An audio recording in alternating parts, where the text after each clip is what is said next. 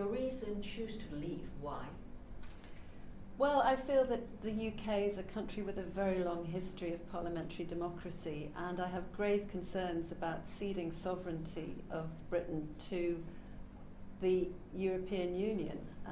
It's not that I have anything against Europe at all. I have many friends in Europe. I spent a lot of my teenage holidays in Germany. I speak German, but I don't feel that it's the right way for Britain to go to actually give up its parliamentary sovereignty to what's fundamentally an unelected body in the EU. You are now in Hong Kong. If England exit, will it affect your business here? That's a very interesting question because I work in the corporate finance market, so obviously uncertainty is what markets really don't like. And we've already been seeing the pound going back and forward in terms of exchange rates and so on. So in the short term, any uncertainty in world markets will probably affect the corporate finance market, which may have an impact on legal work to some extent. Personally, I think it will be extremely containable, and I do wonder that if Britain leaves, then perhaps Britain will be empowered to take a much more global role in its trade. In fact, since Britain joined what was the EEC, now the EU, actually Britain's share of global trade has actually shrunk. I would hope that Britain would turn much more outwards to the rest of the world to do more trade across Asia, across the rest of the world, in addition to Europe. So I hope that all of that will bring a lot of opportunities for Hong Kong as a great trading post in the world, and therefore I would see it in the longer run as positive.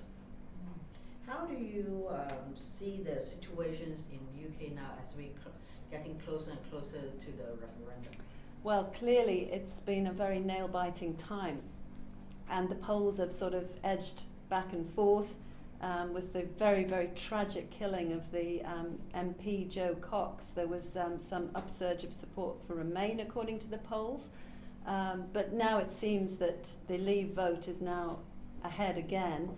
I think it's caused a lot of British people to think very long and hard about how they see the future of the UK and how much sovereignty matters to them. So that's the situation right now. It's fairly neck and neck, but I think it will likely go in favour of Brexit. Demographically, who are the people really for the exit? Well, this is entirely anecdotal. Because I'm obviously not an expert in UK demographics, but it would seem that a lot of ordinary people outside of London, in the northern cities and across the south of England, there's quite a substantial majority of them are actually in favour of leaving the EU. London, I think, is very different. It's much more evenly split. It's a very cosmopolitan place with a very high proportion of people that came to the UK relatively recently. There's also a lot of talk about how older people are actually more keen on leaving. They're the people like me who remember a time when Britain was not part of the European Union or the EEC as we joined in the 1970s. For some young people who've never known any different and perhaps don't really appreciate, in my view, although obviously this is just my opinion, the impact of the loss of sovereignty, they can't really see a reason for leaving, and they see a lot of the advantages. For example, travel throughout Europe is very easy. What they don't seem to realise is that actually travel through Europe for anyone with a British passport was always easy. We never needed a visa to go to Germany or France or Italy or any European country, even before we joined the EU. So actually, there's many things which I think the Remain campaign have tried to terrify people with that simply are not going to be the case. Well, what I heard from you, it seems like sovereignty is quite the key. For me, that's the key. Yes, yes. What are the others besides would it be immigration or the jobs or these? I think immigration is of great concern to some people in England, but in a sense, it's only a sort of corollary of a loss of sovereignty, that England is unable to control its own borders. So David Cameron has been unable to say that we really can control immigration to any particular level because there's complete freedom of movement. Now, I don't think British people are unwelcoming to immigrants. In fact, I would say that Britain is one of the most tolerant countries in the world. But to have absolutely uncontrolled immigration, I think for some people, they see the downsides of that. And if you are in lower paid jobs and you see lots of people coming in who are prepared to take jobs at even less money, and that affects your livelihood and your children's future, then that is clearly an immediate concern for them. And there's also a lot of talk about great strain on housing, on a national health service because of the extremely generous welfare benefits and welfare system in the UK.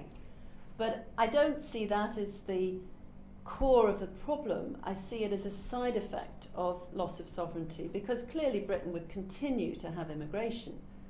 Britain has always been a pretty cosmopolitan place with many, many people joining the British community and is becoming extremely British within 1 or 2 generations or even less. So whilst it is an immediate concern, I don't think it is actually the biggest real concern. It's the underlying problems of sovereignty, of which uncontrolled immigration is a symptom. Well, Britain joined EU since 1970s, Mm-hmm. right? So what happened in the last 10 or 20 years, the sentiment of growing to exit EU, what happened to that? Well, as I mentioned, when we first joined what was then called the EEC, the European Economic Community, that was what it was billed as to the British people. It was a trading community. And for several years, that's what it appeared to be. And then later on, a lot more countries, particularly in Eastern Europe, joined the EU, and we ended up with free movement of labour. And the UK is like a magnet for many people who decide that they would like to seek jobs. And of course the UK is a welcoming place. It's not that we don't like many people who join our country. It's simply that an uncontrolled number for what is already the most densely populated country in Europe is probably not sustainable. I see. How do you see that, just for the today or yesterday started the big shots coming out to support the in, the timing? Yes, it's very interesting, isn't it? I think the fascinating thing about what this referendum has thrown up is that the British establishment, both the left wing and the right wing, large parts of the British establishment have actually been extremely in favour of the status quo, which is Remain. And of course you would often expect the establishment to be in favour of the status quo. Large companies, of course, benefit from all kinds of things which Britain's membership in the EU would give them if they have business in the UK. They have more access to cheaper labour. They are able to use the UK with its transparent laws and regulations as a headquarters for Europe and as a landing point for their other business in Europe. So there's many features for them which I'm sure are extremely attractive. Of course, they're looking at their own interests, not particularly the interests of Britain or the long-term interests of the British people. There's many owners of smaller businesses, including one of my very good school friends, and including, I think, 100 small business owners signed a petition just yesterday in the UK, that they are very much against the EU because they suffer from huge levels of red tape, bureaucracy, EU regulation, which large companies can more than afford to deal with. So I think there's two sides to that story. And I do notice that Li Ka-shing, when he was, I think, talking to Bloomberg in the last 48 hours or so about encouraging Britain to remain in the EU, he also said, well, he would continue to invest in Britain, whatever. So I think that is a pretty strong signal that actually, even with Brexit, we will have sovereignty and we'll have business as usual, and actually we'll have more than business as usual because we'll have a much more global outlook on our trade. I'll keep it that way then. Thank you.